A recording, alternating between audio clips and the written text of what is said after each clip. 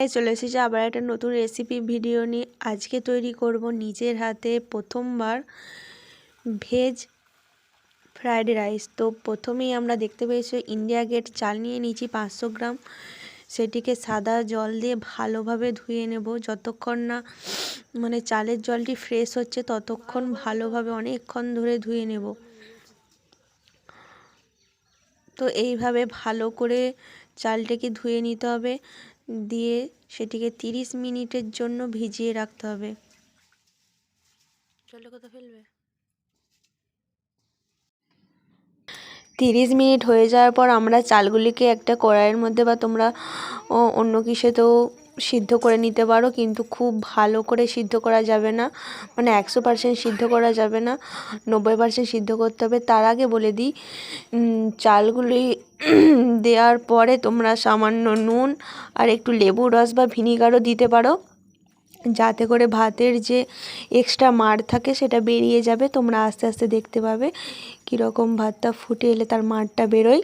Rice করার জন্য আমাদের কি কি সবজি লাগছে, এই যে গাজর, তারপর ক্যাপসিকাম, বিম কলাই, মটরশুঁটি, আর হচ্ছে তোমার একটা পাত্রে আমরা আগে থেকে ভিজে রেখেছি কাজু বাদাম আর হচ্ছে কিশমিশ, আর লাগছে তোমার কাঁচা লঙ্কা আর দারচিনি, তারপর লাগছে লবঙ্গ আর এলাচ, আর লাগছে হচ্ছে ঘি আর সাদা তেল। তো কিভাবে কি করছি সেটা সব কিছু তোমাদের সাথে শেয়ার করব, তো তোমরা দেখতে থাকো। তো দেখো, আমি বলেছিলাম না ভাতের একটা এক্সট্রা মাড় বেরোবে, দেখো ভাত থেকে কতটা পরিমাণে মাড়টা বেরিয়েছে আর চালটাও কতটা পরিমাণে সাদা হয়েছে দেখো। আর আমাদের হয়েই গেছে। এই দেখো রাইসের চালটা দেখো, খুব বেশি পরিমাণেও সেদ্ধ হয়নি, খুব বেশি পরিমাণে এটা সেদ্ধ করা চলবে না। সেদ্ধ করলে এগুলো তুমি যখন ভাতে পরিবেশন করবে থালাতে, তখন সেটা পুরো গলে যাবে একদম সব কিছুর সাথে, এটা ভালো লাগবে না। তাই খুব বেশি পরিমাণে এটা সেদ্ধ করা যাবে না।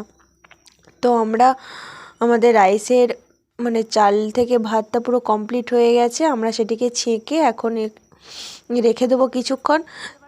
এরপর আমরা সব সবজিগুলি আস্তে আস্তে ভেজে নেব। তো তোমরা কিন্তু একটা জিনিস খেয়াল করবে যে কোন সবজিটা আমি আগে ভাজছি, কী করে কী করছি সব কিছু। এরপর আমরা প্রত্যেকটা সবজি আলাদা আলাদা করে ভেজে নেব।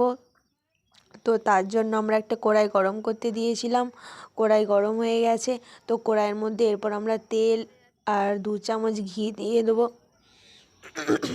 তো আমাদের ঘি আর তেল গরম হয়ে গেছে। এরপর আমরা গাজর কুচিটা দিয়ে দেবো ফার্স্টে।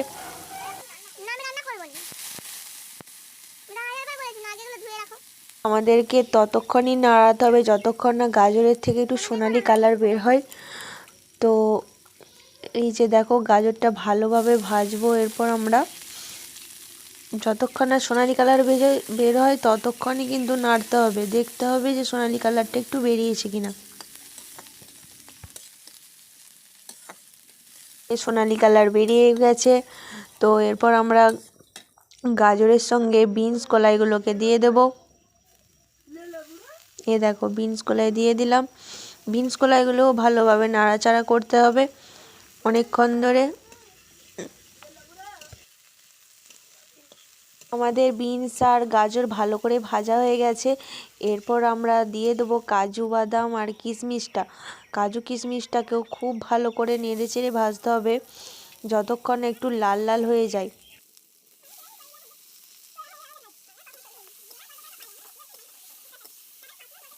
তো আমাদের এই সবগুলো ভাজা কমপ্লিট হয়ে গেছে। কাজু কিশমিশ ভালোভাবে আমরা নেড়ে চেড়ে ভেজে নিয়েছি লাল লাল হয়ে যাওয়া পর্যন্ত। দিয়ে আমরা এরপর দিয়ে দেবো ক্যাপসিকাম কুচিগুলো।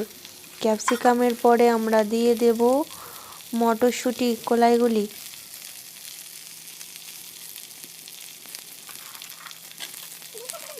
দিয়ে সবগুলিকে ভালোভাবে নাড়তে হবে। আর তোমাদেরকে বলি, খুব অল্প পরিমাণে একটু নুন দিয়ে দেবে, কারণ সবজিগুলোতে নুন না দিলে ভালো লাগবে না, তখন খেতে স্বাদ হবে না। তো একটু নুন দিয়ে দেবে। আমি আগেতে নুন দিয়েছি, তখন বলতে ভুলে গিয়েছিলাম। তো যতক্ষণ না এগুলো ভালো করে ভাজা হচ্ছে, তো নেড়ে সেরকম করে ভালো করে ভেজে নেবে। দেখো আমাদের সবজি ভাজা কমপ্লিট হয়ে গেছে। তোমাদের নিশ্চয়ই বুঝতে কোনো কষ্ট হয়নি এত দূর পর্যন্ত। তো এরপর আমরা আবারও কড়াইয়ের মধ্যে তেল আর ঘি গরম করতে দিয়ে দিয়েছিলাম। তার মধ্যে এরপর আমরা গোটা এলাচ, তারপর লবঙ্গ, দারুচিনি, তারপর একটা গোটা তেজপাতা দিয়ে দেবো ফোড়নের জন্য। তো এগুলো ভালো করে ভাজা হয়ে গেলে সবজিগুলিকে আবার এই তেলটার মধ্যে দিয়ে দেবো। সবজিগুলিকে আরেকবার এই মশলাগুলির সঙ্গে ভালো করে ভেজে নেব। তো সবজিগুলি দেওয়ার পর আমরা রাইসের চাল থেকে যে ভাতটা হয়েছে সেটিকে এর মধ্যে ঢেলে দেব, দিয়ে সব কিছুর সাথে ভালো করে ভেজে নেব।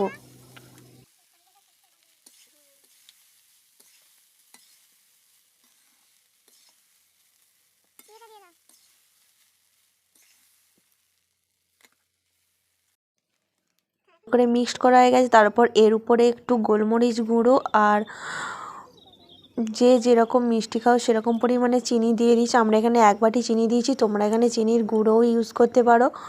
তো দেখো ভালো করে আবারও মিক্সড করতে হবে যাতে চিনিগুলি ভালো করে গলে যায়।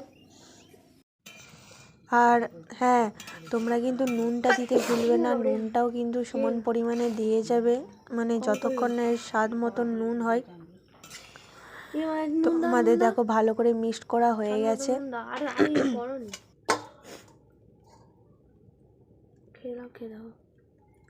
তার আগে আর একটু সেন্ট হওয়ার জন্য উপর থেকে 2 চামচ পরিমাণ তোমরা ঘি দিয়ে দেবে, দিয়ে আর একটু নাড়িয়ে নেবে। ব্যাস, তাহলেই পুরো রাইস কমপ্লিট, পুরো বিয়েবাড়ির রাইস হয়ে গেছে। আমি প্রথমবার করেছিলাম, জানতাম না যে কেমন হবে, কিন্তু সবাই খেয়ে খুব ভালোই বলেছিল। আপনাদের সাথে রাইসের ফুল লুকটি শেয়ার করে দিলাম। বাড়িতে অবশ্যই কিন্তু ট্রাই করবে। আর আমার ভিডিওটি যদি ভালো লেগে থাকে অবশ্যই লাইক, কমেন্ট, শেয়ার এবং সাবস্ক্রাইব করে দেবে। আমার পাশে আরও বেশি করে থাকবে। আর আমার খুব ঠান্ডা লেগেছে, তাই মাঝে মাঝে ওরকম গলাটা হয়ে যাচ্ছে, কেউ কিছু মনে করো না। তো আজকে ভিডিওটি এই পর্যন্ত, টাটা, বাই বাই।